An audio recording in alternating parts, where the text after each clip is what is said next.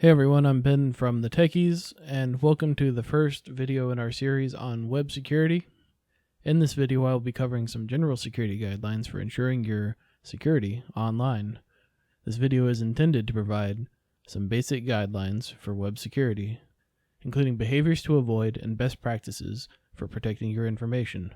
All of these practices in conjunction will help to best maintain the security of your information and identity online. Our first guideline is on passwords. You should already have a pretty good idea of what makes up a strong password. The best passwords are actually a series of unrelated letters, numbers, and characters in different cases. This kind of password is much more difficult for hackers to brute force, but can also be much harder to remember. The second key in ensuring secure passwords is to use a different password for each website. This can be especially difficult if you're using a complicated password, so it may be helpful to use an extension or other software to help manage your passwords.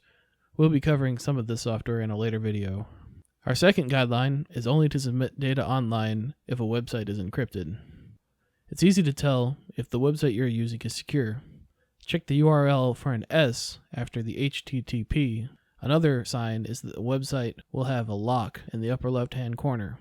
Websites without this encryption are less secure and easier to steal data from. Our third guideline: the best method to keep your information secure is to put out as little as possible.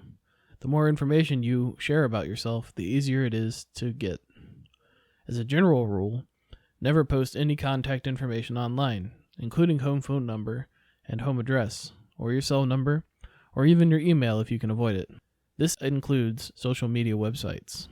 Our fourth guideline is to never open files or emails from sources you don't trust. This includes websites you haven't visited before or you don't know much about, and especially emails from people you don't recognize. Email has long been the primary source for infiltration of your computer via malicious software. Our fifth guideline is to keep sensitive data off of mobile devices, such as phones, tablets, and laptops. Increasingly, these are the only devices that people are using. So to limit your exposure, have this information stored on as few of the devices, preferably one, because these devices are much easier to steal and consequently much easier to get information out of. Always ensure that your mobile devices have locks and passwords to protect them. Our sixth guideline is to not share sensitive information over public Wi-Fi. These networks, which appear in many public places like coffee shops and airports, are not secure. Information sent over these networks can be intercepted and exploited. Our final guideline is to make use of antivirus, anti-spyware, and firewall software.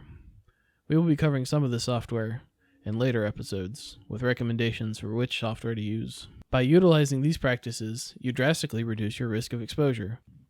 This series will continue with recommendations on software and other privacy concerns online. I've been Ben, thank you for watching.